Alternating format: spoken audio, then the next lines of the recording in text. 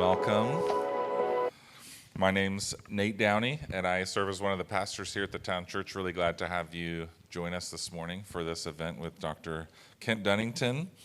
I want to start by thanking our co-sponsors for this event, along with the Town Church. We have Eureka First Methodist Church. Anybody here from Eureka First Methodist? I didn't see anybody, but I wanted to give the opportunity. And then we have Christ Episcopal Church Eureka. Anyone here? Who's here from Christ Church? All right, we got a few people. So both those churches, along with the Town Church, have partnered to put this event on. So we're really thankful for both those churches doing that with us. And I'm going to share some information about an event that Christ Church is doing next week in just a moment. I want to just share a little bit about why we're doing this today. These three churches, and along with some other churches and pastors and leaders and faith leaders of some other religious traditions, we've been part of this cohort for the last few months talking about addiction and recovery as it relates to our community, how we approach it, how we think about it. We've had people there from we've heard from all kinds of different people. We've talked to people in the medical field. We've talked to people in the recovery field. We've talked to all kinds of people, and it's been a really great experience. And the idea is, how do we work within our community? How do we serve our community as these churches and faith communities? How do we come alongside those who are in addiction and who want to see their lives flourishing and healthy? And so that's why we're doing what we're doing today. And in the spirit of what we've been doing with this cohort of leaders and what we're doing together as a church and a group of churches today and the community, we start out each Sunday here in our church with an invitation. And so I want to just start with that invitation, and then I'll have a couple announcements. But this is how we started, and I hope it represents what we're hoping to do with this event. Our invitation is to all who are weary and need rest, to all who mourn and long for comfort, to all those who wander and are looking for a story, to all who are broken and want healing, to all who feel worthless and wonder if God cares, to all who are oppressed and yearn for justice, to all who fail and desire strength, to all who sin and need a Savior, and to all who hunger and thirst for righteousness, and to whomever will come, this church opens wide her arms and offers welcome in the name of the Lord Jesus Christ. Thank you. I do want to share a few announcements with you, and these are important for our event. We've received some funding to do this event, and so we have a pre-survey and a post-survey. So when you walked in, you should have got a booklet with some resources in our own community. You should have gotten an invitation to the event that will be happening next week at Christ Church, and you should have gotten the pre and post survey. So there's a QR code on there. If you don't know how to use a QR code, please let me know and I'll help you get that set up on your phone, or we can help you get like an old school copy of the survey to fill out by hand, and that's totally fine. This will just help us kind of know how you came in and how you're leaving. So if you could go ahead and do that survey now while I'm talking. Fill it out. It should just take a couple minutes. Do that survey that came on your handout. We don't have it set up on here to do on the QR code, but you can do it on your phone as we're here. And I'll say this, we have some prizes today, and it's connected to the survey. So this is a classic carrot stick situation, okay? So if you want the prizes, you got to do the survey. That's the only way we know you'll do it. We have some books here today from Dr. Dunnington, our presenter. These are $10, so these are supplemented. You don't have to pay full price for them. They're worth way more than that, but you can get them for $10. We also have another book over on the table called Gentle and Lowly, and you can have that book for free. So you're getting two books for $10. And those of you who have too many books, you know how attractive that is to get more. So get some more books today. Okay, I think it's time for a giveaway. How's that survey going? How you guys feeling? You get it done yet? Okay. All right. Okay, we just started. How many people here know what naloxone is? All right. Good percentage. So naloxone, we're not going to do a naloxone training, but the training that's happening next week, Katie Joe from the Public Health Department is going to be teaching at Christ Church next Sunday at 12:30, and that's on the card that you got in your in the pamphlet. So it's over there on 15th and H Street, correct? Somewhere. And so just a few blocks from here. Katie Joe is great. She's done a training with a bunch of people. She goes all over and does these trainings. So if you don't know how to use naloxone, she will get you set up. So we're not going to do a training today, but there will be one next Sunday at 12:30 at Christ Church. Friday night before that, that's May 3rd, correct, is Friday. There's going to be, no, May 1st, that's what Friday is the concert that Christ Church is putting on. So what time is that, Nancy? 7:30 on Friday night. Okay, so this is going to be a fundraising concert, a benefit for Crossroads. So this is cool because we've got people from Christ Church here. We've got support from Christ Church, and we want to let you know about their event because they've got stuff going all weekend, which is cool. So Friday night, 7:30 at their church, is going to be a concert. Do you know about how long that's going to be? Okay, about an hour.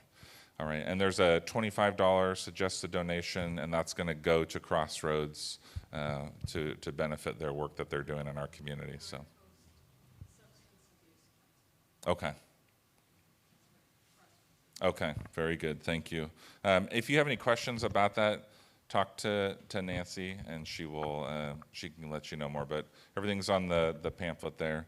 Okay, we're going to go to our giveaway. So our first giveaway is a $20 gift card to Dick Taylor, which is our and yeah, I can hear the buzz of excitement. All right, so Dallas, will you tell me? Okay, on the back of the survey, look at your survey. The number 10. Who is the number 10 on the back of their survey? It's on the paper survey that you got. Number 10? Julie? Did you win? No? Sarah? You got number 10? All right. Sarah wins.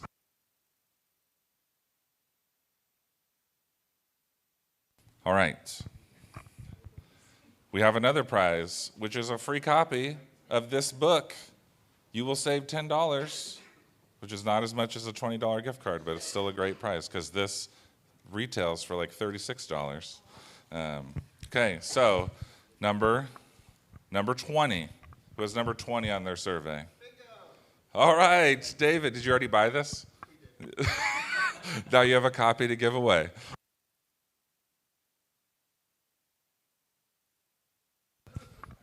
So far, only people from Town Church have won prizes.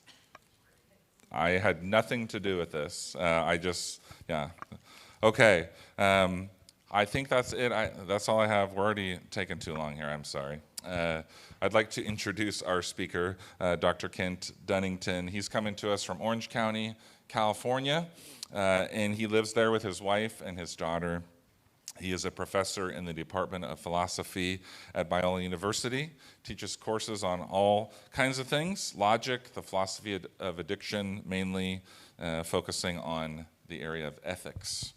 He's authored 2 books, the one that we have here, Addiction and Virtue, and another book called Humility, Pride, and Christian Virtue Theory. He has a new book coming out in just a few weeks, so I'll let him tell you about that. And something that I've come to know and appreciate about Dr. Dunnington is the interest he has, and just from reading his book and then just spending some time with him last night, seeing how our Christian faith connects to our everyday lives. And if you're part of our church, is something we talk about all the time. How does our faith connect to our lives in the way that we live it out, so that our lives are a declaration and a display of the good news of Jesus. And so I'm so glad that Dr. Dunnington is here. I'm so glad that you are here, and I'm going to ask him to come up and start his first session.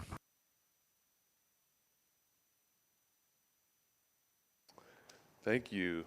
Thank you, Nate, for that introduction. I don't think I've ever spoken at a church where so many people knew what naloxone is, so we're off to a good start. It really is an honor to be here. I was looking this morning at my book and hadn't thought about how long it had been since I wrote it. It's 15 years old now. So I'll tell a little bit of the background of that, but some of what I'm going to talk about today goes beyond the book and hopefully will connect with some of the conversations that you're a part of here in Eureka. This is my first time to Eureka, and last night Nate showed me around, drove me around. We talked a little bit about some of the challenges that face the town. And so I'm always aware that I'm stepping into a very particular social space, and I don't want to be presumptuous. Some of what I'll say today is maybe intentionally meant to start conversation, and so I hope you'll. I guess if what today produces is a broadening of the conversation, some questions, then it will have been a success, and hopefully we'll have some time after my talks to have an open Q&A. So the topic that I want to talk about, I'm going to give two sort of lectures today. The first is entitled, "What is Addiction?" And I'll structure it around what I take to be 6 myths that often frame the conversation about addiction in a way that tends to be unhelpful. And then the next talk will be about God and addiction. Particularly, what does the church have to say to folks who are struggling with addiction, including folks who are church folks, and what does the church have to learn from folks who are struggling with addiction? So that'll be the second talk. Okay, so let me just get going here.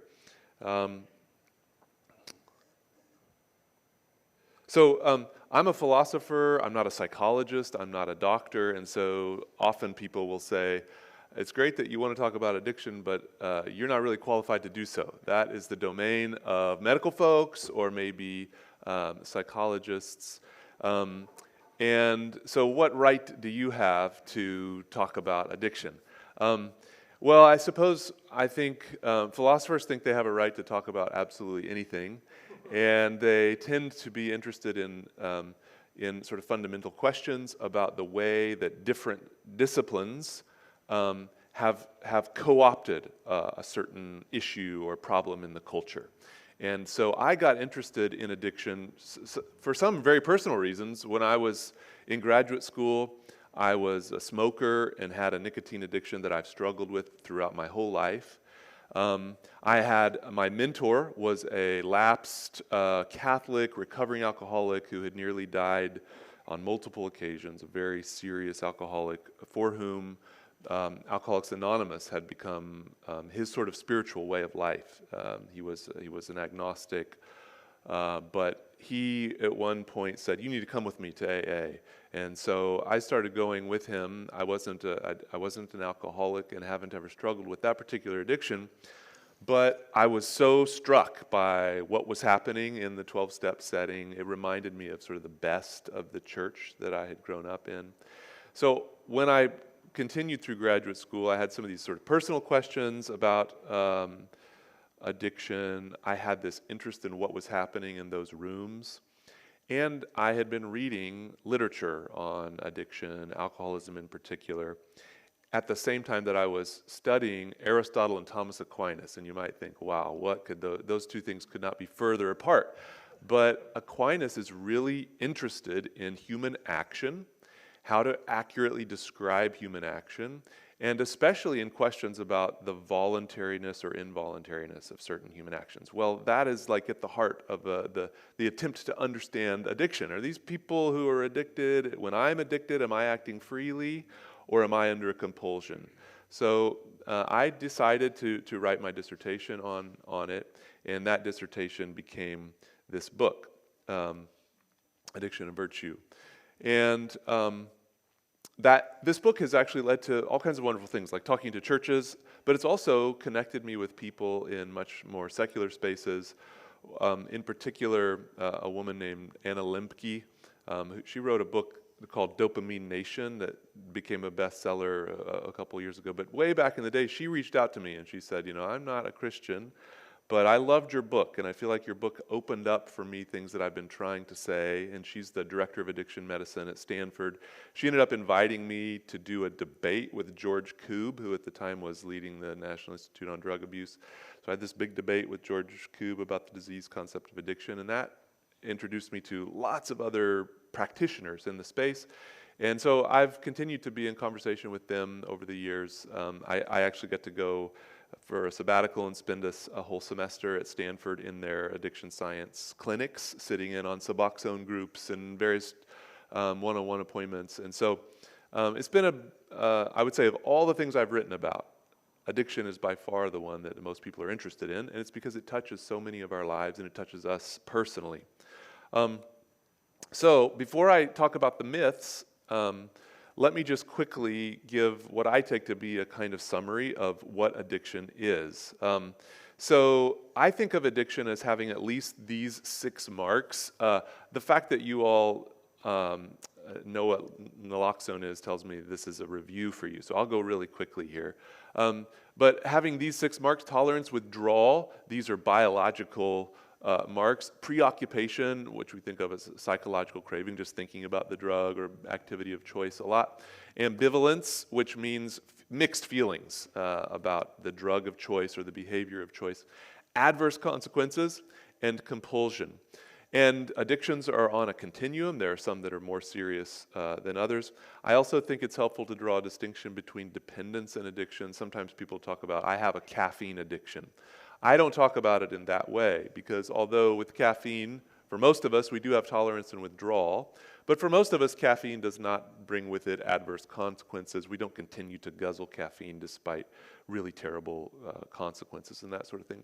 So I think of addiction as dependence plus continued use in the face of adverse consequences. Most of what I'll talk about today is focused on substance abuse, but I think everything that I have to say in general is true also of process addictions, including tech addictions, digital addictions. These are various ways of delivering dopamine to our brains, and so pornography addiction, cell phone addiction, so on and so forth, I think will be encompassed by what I have to say. So, as you can see, no part of my presentation is suggesting that addiction is not very bad. I need to say that up front because I am going to challenge some of the ways we have of talking about how bad addiction is. But it's really clear to me, and it's clear to you, just how damaging, destructive, harmful addictions can be. And so I don't want anything that I say to detract from that. What I want to do instead is try to reframe the conversation in a way that will direct us in what I think are toward more fruitful questions about how to think about addiction in our own lives and in the lives of those within our communities. So, 6 addiction myths. Number 1, most people who use drugs get addicted. So it's just a myth that most people who use drugs get addicted. Many people who take psychoactive drugs take them only once, and their experience is enough for them to never take them again. If you're someone who uses alcohol, who can drink a beer or two, and you're not an alcoholic, you are an example of someone who uses drugs and you are not addicted. These are 6 drugs: nicotine, alcohol, cannabis, amphetamines in the form of cocaine, psychedelics in the form of mushrooms, and opiates in the form of heroin. Which of these do you think is the most addictive? Which of these is the most biologically addictive drug? Who would say cigarettes? Raise your hand if you think cigarettes. Yeah. Beer, alcohol. Raise your hand if you think it's alcohol. Cannabis. What about amphetamines? What about, you guys know this stuff. See, this is what I'm talking about. It's definitely nicotine. Nicotine wins, right? I'm not even going to keep going. Man, I need to up my game here. Okay, so these are our numbers. Of course, these are not exact numbers, but our efforts to understand what percentage of people who experiment with the drug end up significantly addicted to the drug yield numbers roughly like this. And by all accounts, nicotine is the most addictive drug that there is. So it's a myth that most people who use drugs get addicted. Most people who use drugs never get addicted. There's a roughly 10% chance that any user of any drug will become addicted. That's from Michael Gazzaniga's book, The Opium of the People, but you can find similar numbers in other places. Number 2 myth, drugs are the primary cause of addiction. So here are a couple of older advertisements. The first one from temperance movement, anti-alcohol campaigns. The second one from anti-marijuana campaigns. And it is, I think, one of the sort of tropes of the American war on drugs that drugs have an almost demonic power, that the problem that we face when we have a drug epidemic or an overdose epidemic, the problem is to be found in the particular drugs. If we can take care of that, we'll take care of the addiction problem. So the drugs are supposed to have almost a magical or supernatural power that resides within them. But if we just think about the previous myth, it's pretty clear that that's not the case, right? There are plenty of people who have experimented with so-called demon rum, or who have been in the realm of reefer madness and have not become addicted. It is true that these drugs are highly powerful, but they don't have a power in and of themselves to addict. They have to be combined with other things. Far more important than a particular drug is the way that that drug interacts with what is often referred to as set and setting. Set means you can think of it as mindset. What is the psychology of the user, of the person who's experimenting? What are their particular needs? What are their personal traumas? So on and so forth. And setting is the social context. What is the type of community that they live in? How are their basic needs being met in that community? How are various things incentivized in that community? So on and so forth. And a simple way that I often use to help people see just how important set and setting are relative to both genetics and particular drugs is a simple thought experiment, right? So suppose that these twins both are, so they're biologically similar. Suppose that they're both exposed to precisely the same levels of an opiate.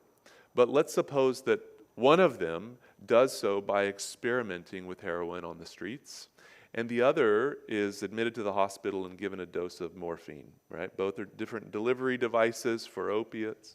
And suppose that they're given exactly the same amount over the same amount of time, right? It's not hard to imagine a case in which the one who leaves the hospital does not fall into a morphine addiction or an opium addiction, but the one who's experimenting on the streets does. If that thought experiment makes sense, that's enough to show us that our genetic makeup and the drug are not themselves the central predictors of whether or not addiction will happen. The central predictors have to do, again, with psychology and social context. So, how much role do drugs play? They do play a role. It's not easy to say exactly how much, but one, I think, helpful way to think about it is to think about the most addictive drug there is, nicotine. And interestingly, around 17.7% of nicotine patch wearers are able to stop smoking.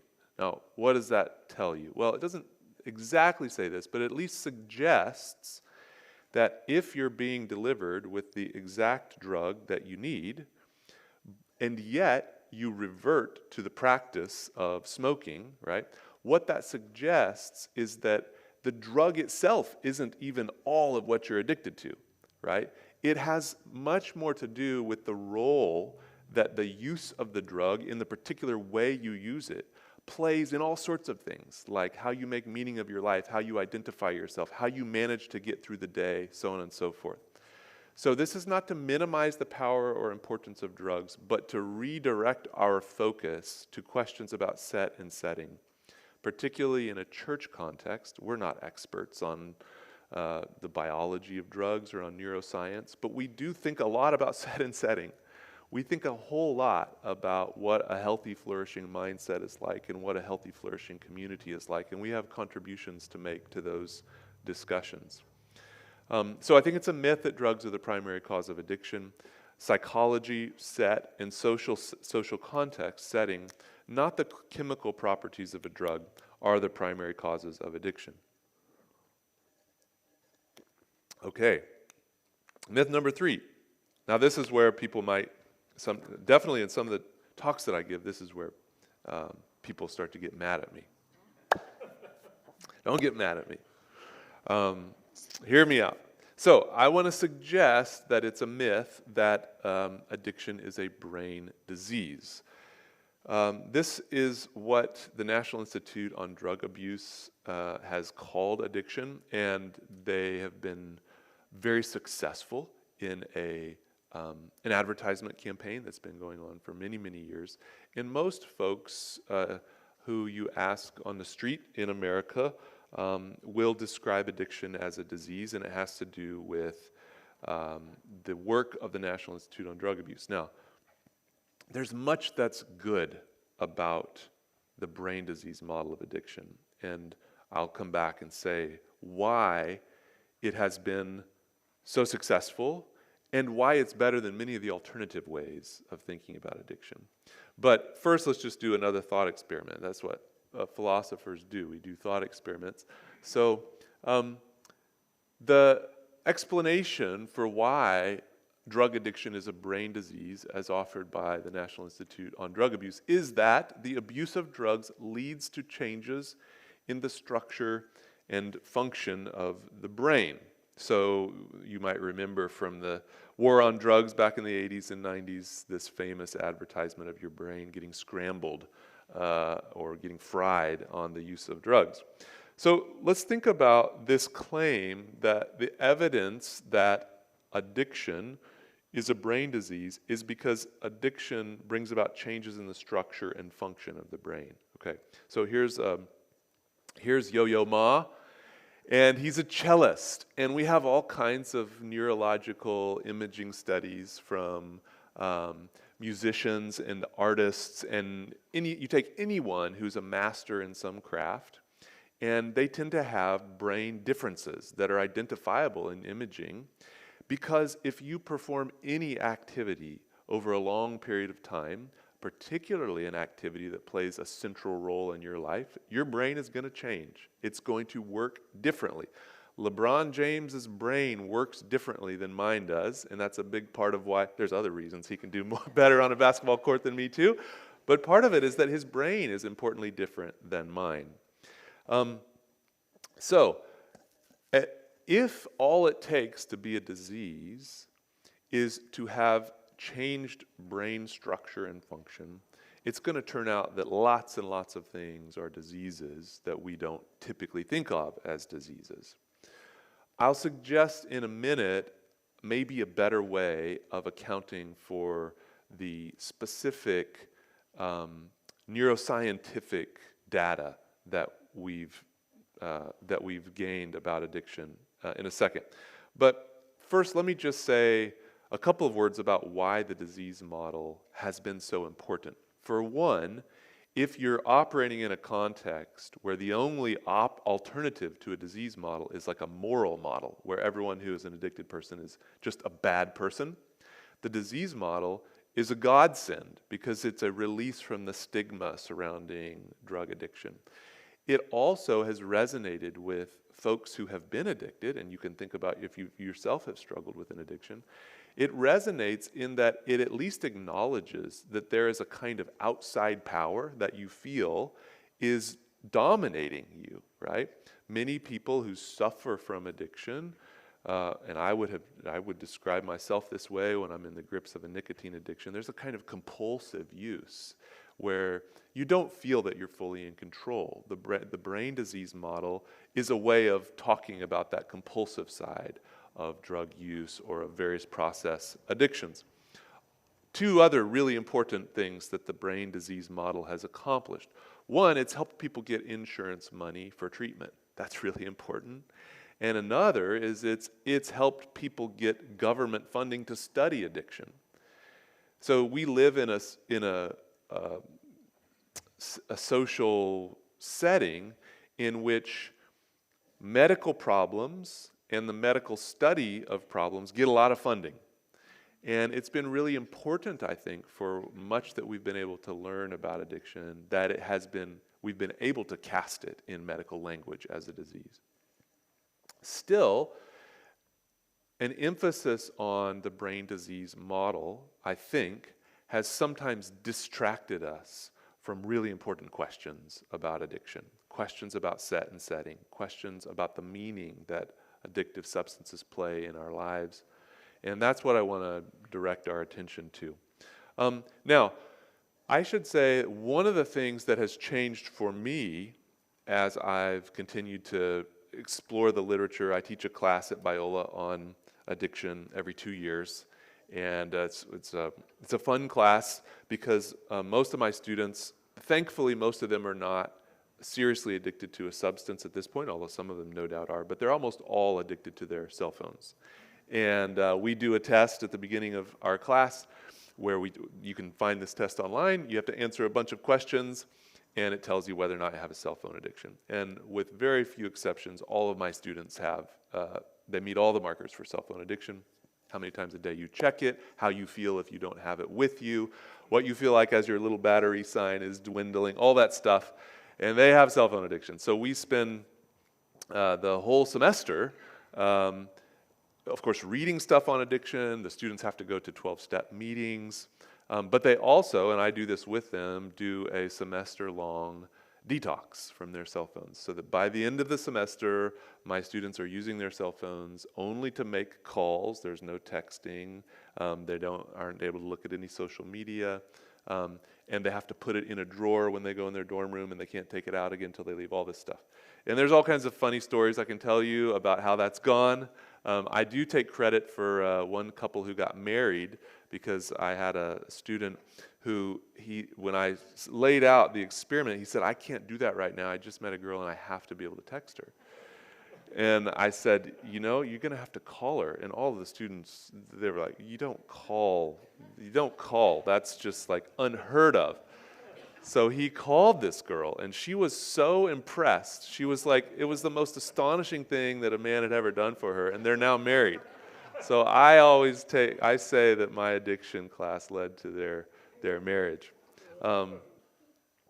In any event, one of the things that I've tried to do in that class is to stay up to date on the discussion about the science and the neuroscience of addiction. And I think the fairest way to summarize the current debate, everyone agrees that drugs and process addictions have to do primarily with the dopamine circuitry of the brain. Everyone agrees that the brains of drug users or people who are addicted have similar changes that are identifiable. Things happen to the prefrontal cortex, so on and so forth.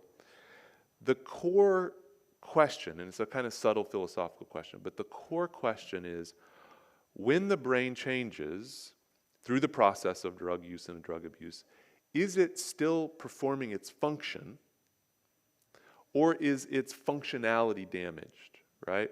So you might think, for instance, about the obesity epidemic, right? So you might think, well, people who are obese have a diseased body. By contrast, you might think, no, their body is working just fine, but their body was not prepared to live in a world that is absolutely teeming with food that is bad for us, right? We are drawn to sugar and fatty foods because we needed them to survive at one point. And we move a person with those needs into a setting that is absolutely saturated with fatty foods. And what's going to happen? Well, their body is functioning exactly as it should, but it leads to very, very damaging consequences, right? That's one view of how to interpret the neuroscience on addiction. The other view is that no, actually drugs, they make the brain dysfunctional in the sense that they damage the brain's ability to rightly register the value of various rewards. And there's a sort of complicated debate about all that. And I'll say I'm sort of agnostic about that. I don't quite know how to interpret it. And that's why I think it can be more helpful to think about the difference between brain diseases and mental disorders. And both the National Institute on Drug Abuse and the DSM have started to move towards talking about substance use disorder instead of brain disease, and I think it's for reasons having to do with this.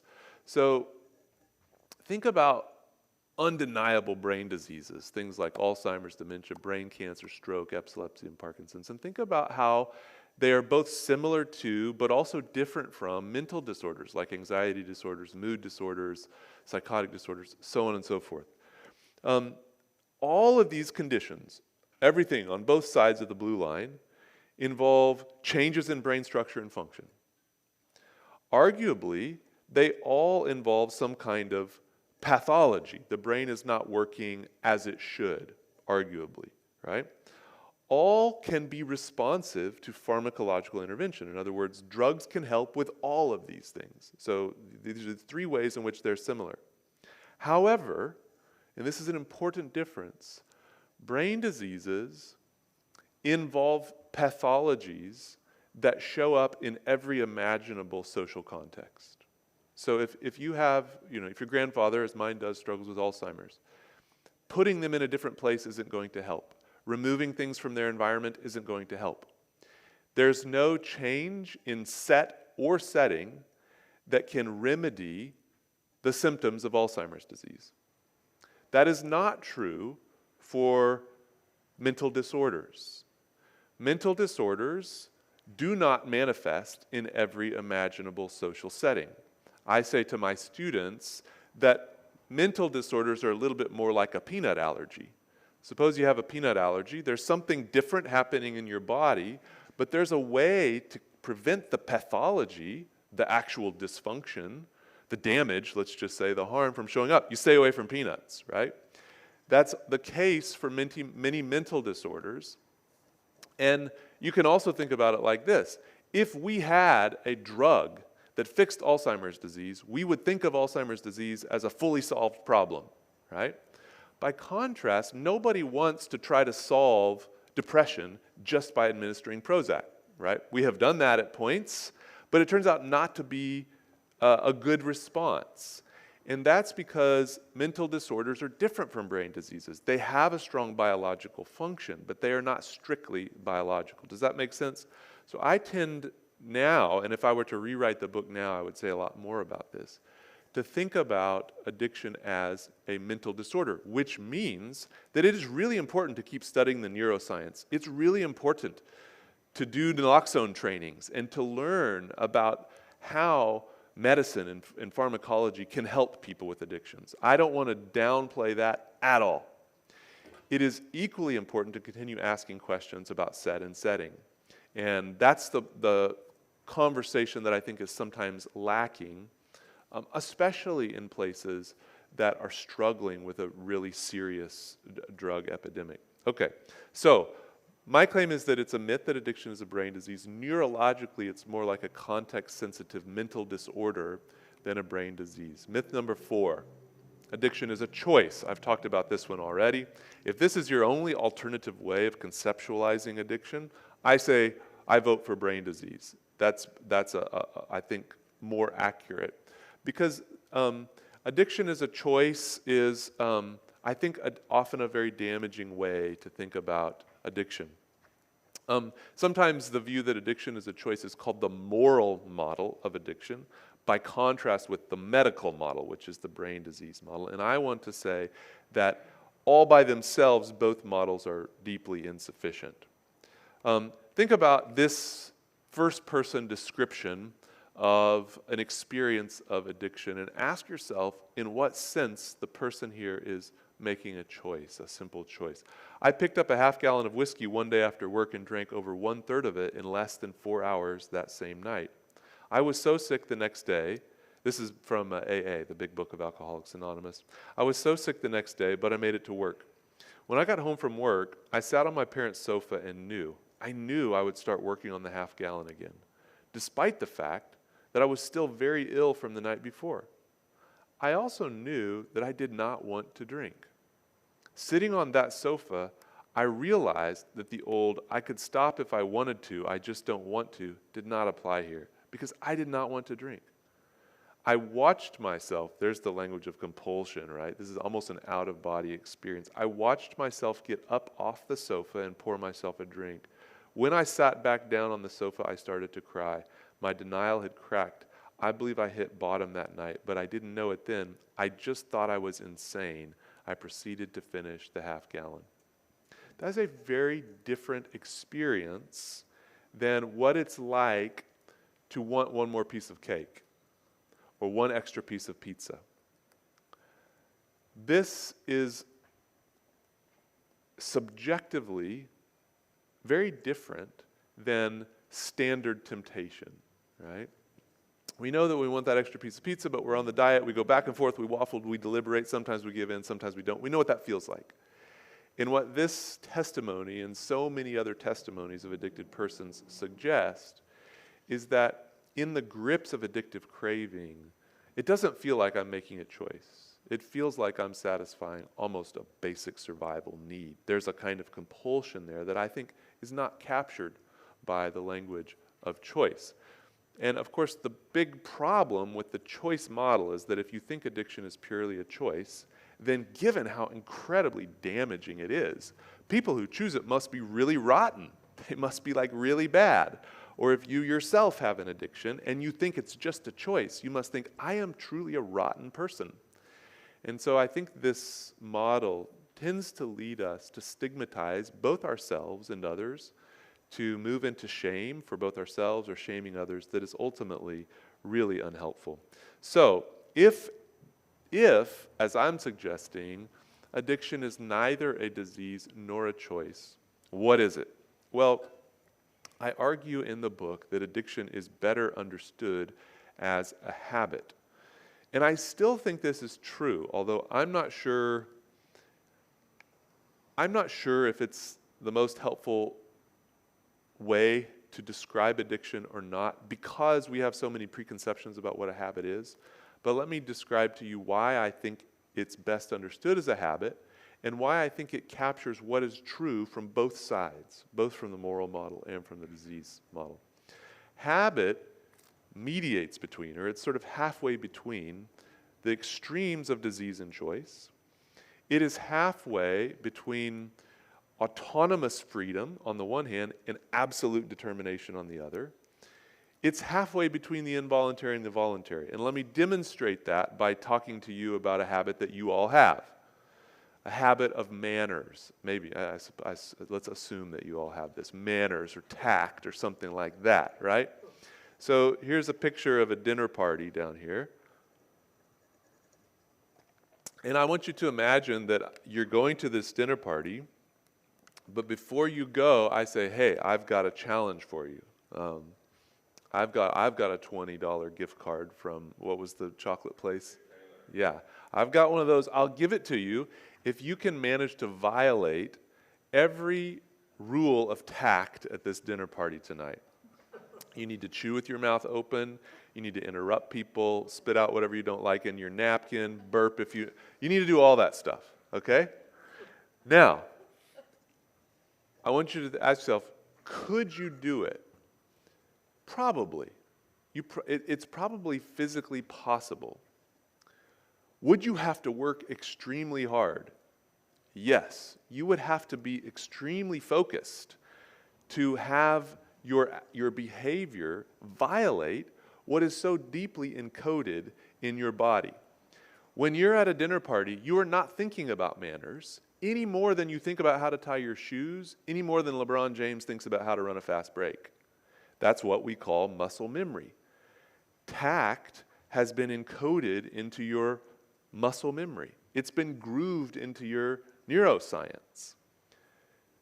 Does that mean that you're fully determined to act tactfully? You're not fully determined. You're not fully determined to act tactfully in the way that your heart is fully determined to beat, let's hope, right? But does it mean that you have autonomy, perfect autonomy, in the matter of etiquette or manners? No, it's not like you're balanced on a razor's edge and you can either behave tactfully or not. You have to work against yourself to act in a non-tactful manner. Are you voluntarily or involuntarily acting when you act tactfully? Well, both in a sense. It's involuntary in the sense that the behavior flows effortlessly and thoughtlessly from you. But it is voluntary in the sense that it's not a mere biological function. It is connected to your agency in an important way, and it tells us something important about you, what you value, those sorts of things. Habits are like that. Habits are midway between a determined and an autonomous act. They're midway between an involuntary and a voluntary act. Habits are simultaneously things that it is hard for us to undo, but also things that often tell us better than our moment-by-moment actions who we really are, what our deepest values really are. It's often annoying to people to hear me describe addiction as a habit because we tend to think of habits as superficial things like, whatever, picking your nose or chewing your fingernails. Those are habits, but they're very superficial and they're pretty easy to overcome. But I prefer to have us think about deeply ingrained habits, habits that have habituated our bodies, our minds. Think about a habit like racism, right? Imagine you grew up in a highly racist society. You can know that racism is bad, but it's going to take an extraordinary amount of work to root that out of the way you see the world, the judgments that you make about people, your knee-jerk reactions. And that's because racism is a habit that gets ingrained in our minds, in our emotions, in our perceptions of the world. I think of addiction as that way. The world looks different to an addicted person. It feels different to an addicted person than does... Did you have a question? Yeah, therein lies the problem. How do you fix it? Okay, good question. Yes. Did you want to say more? This came so true. My sister-in-law took in severe alcoholic with mental health. Mm-hmm. And she would get up in the middle of the night and just wander the streets. Mm-hmm. As foreign as it is for us to do that, Yeah. wander the streets, be unsafe, it was just as foreign for her to have a safe place to come to Right. and be constrained to a room. Right, right. And how do you change that? Is it possible? I think it is, of course I don't have a magic bullet. I'm not here to tell you the secret solution, right? But in the next talk in particular, I'm going to talk about some of the questions, at least, that you might want to ask when thinking about how to help. So you'll have to tell me if you think it's helpful when we get to the second lecture. Okay, so let's wrap this up then. Myth, addiction is a choice. Myth, addiction is a brain disease. Fact, phenomenologically, addiction is neither a disease nor a choice. It's a complex habit that shapes body, mind, and emotions. Okay, this is the last one, and I can move through this one quickly. There is a sixth myth, but I'll start the next lecture with that one. Okay, so myth number 5, addiction is chronic.